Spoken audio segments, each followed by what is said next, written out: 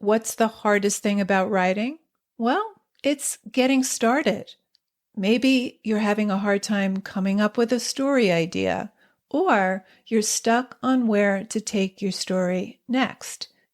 If you want a way into a story or a way through, I have 9 story starters to help you. This free PDF is full of story seeds and prompts to get you going. To download your 9 story starters, go to nancypanuccio.com/start. That's Nancy with an I, Panuccio with 2 C's, nancypanuccio.com/start. The idea is to attach thoughts and feeling to the action. What happens means something. It has personal implications. In turn, the meaning makes something happen.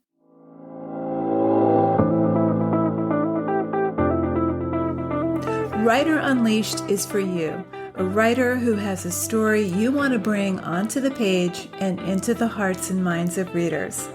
I'm Nancy Panuccio, writer, editor, and writing coach. And each week, we'll explore techniques, mindsets, and inspiration for writing stories readers can't put down. Thanks for spending some time with me today. Now let's begin.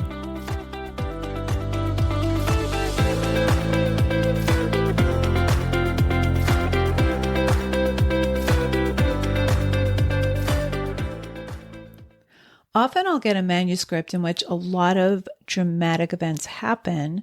There's high drama, but the main character doesn't seem to change at all.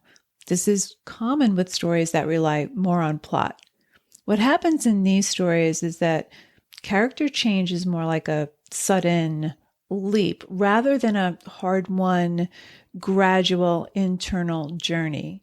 There's no real arc of change that results from an ever-present pursuit of something meaningful and an ongoing struggle. There's usually an event that happens at the end that results in a sudden realization, like an epiphany. New information is dropped that we never saw coming. The change is tacked on at the end, and we don't see the slow manifestation of the main character's internal change. At the other end of the spectrum are writers who are creating more character-driven stories. These are stories that are more about a state of being than what happens. The character will think about his or her story problem. He or she will ponder, ruminate, reflect, and feel their way through the story, mostly through internal monologue. But the character won't shift into action. The character will think about what already happened rather than face it head on in present action. Now, some of us are just more comfortable writing about feelings. Some of us are more comfortable writing about action. Both approaches are valid. So whether you're writing a plot-driven story or a character-driven story, you want to construct the character's change and attach it to that character's journey as he or she moves through the plot. Whatever your character does, whatever happens, follows an internal shift. The trick is to have the outer journey and inner journey coalesce so that they amplify each other. In any story, there's a duality between what's happening on the surface and what's happening beneath the surface, inside the heart and soul of a character. It's not just that things change on the surface, but your characters change. It's ongoing. It's dynamic. Your character will evolve in his or her understanding of self, of the people around them, and the world. So you want to connect the inner and outer story. In this episode, I'm going to give you 3 ways to think about connecting your character's internal story to the outer story, the plot.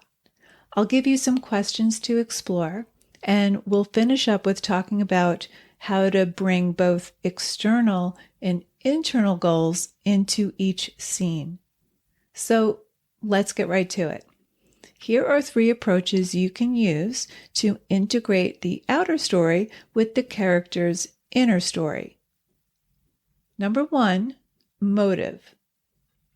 Often I'll get stories where characters are motivated to act only because of necessities driven by the story's external events, the plot, rather than the character's internal drive. Plot-driven writers often motivate characters with external circumstances, and that's fine. That can be thrilling, but they don't automatically pull the reader in emotionally. So you want to think about what's really motivating your character, aside from they must do this because if they don't, X will happen. Characters can be motivated by restlessness, boredom, frustration, feeling unfulfilled, a desire for adventure, feeling incomplete or unworthy. Maybe they feel unlovable. Maybe they just want to be desired. So, motive. Number 2, inner need. The inner need could be resistance to change. Maybe your character needs to prove something or to be loved by a particular person. Maybe he wants to fit in or stand out. Maybe she wants to understand some transgression from her past. A character may be driven by a need for self-forgiveness or to unload a secret. They may want wholeness or healing, autonomy, freedom. It's an inner need that would exist independently of your plot, even if the external events were never to happen. We all have inner needs that we're not necessarily conscious of, but they are running the show. The external events may complicate or frustrate that need, but it's what motivates us to take action, despite our resistance, despite our fear and faulty beliefs about self or about how the world operates. In story, there's an underlying and as of yet unmet need that's always present. It's always creating tension, even if it's just below your character's own awareness. The important thing is that you know it's there. So, number 2, inner need. Number 3, personal stakes. You want to ask what's at stake personally for your protagonist. You have to give your character a reason why they must act for themselves rather than merely react to the story's circumstances. In order to get their inner need met, they need to take action. They do something that scares them. They need to take a stand. They need to transcend themselves. Okay, the next question is, how do you bring the inner and outer story together? Well, you can start with one element, either a plot event or a step in your character's inner transformation. Pick any plot event. It can be a big event or a small event, and ask, what does this mean to your protagonist? What does it provoke inside? Ask, what do they think about what's happening? What do they feel? How do they feel about themselves? What are the implications personally for your character? Now, if your story is more character-driven, pick one emotionally significant moment, a moment when your protagonist is on the brink of changing. Now, don't default to inner monologue here. This is a very common mistake writers make with stories that are more internally driven than plot-driven. Instead, what is your character compelled to do to satisfy this need? What's the thing he doesn't want to do that he's been resisting? Have him do it anyway. The idea is to attach thoughts and feeling to the action. What happens means something. It has personal implications. In turn, the meaning makes something happen. It conveys both what happens and how a human being is striving to reach something larger than themselves, something they didn't at the outset believe was even possible. Okay, let's talk about how to bring the outer and inner story together in a scene. When we're building scenes, the first decision is to establish your point of view character's goal. What your protagonist wants to get, do, discover, or avoid. That's the outward goal. It's visible, it's concrete, it's the external objective of that scene. But just as important is your character's invisible goal, the emotional goal. Sometimes the emotional goal is the only objective. It's not always an outward goal. So here's what you can do next. Number 1, identify your protagonist's greatest, most urgent inner need. Think of something that would preoccupy your protagonist even if the story's external events were never to happen. Take any scene from your work in progress. You're going to rewrite the scene with your character's underlying need in mind, but you're going to allow that need to be just below the surface of your protagonist's awareness. Number 2, look at your character and ask, what does he or she have to do, get, pursue, or avoid? That's your scene's external goal. Then shift inward. What's your character's internal need? What does she want to feel?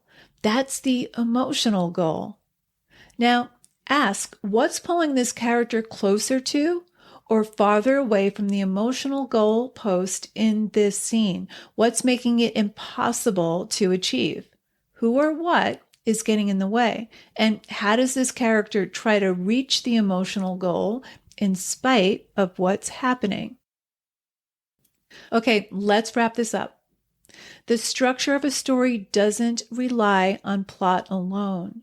The movement in a story comes mostly from the inside. It's ongoing. It doesn't come fully at the end.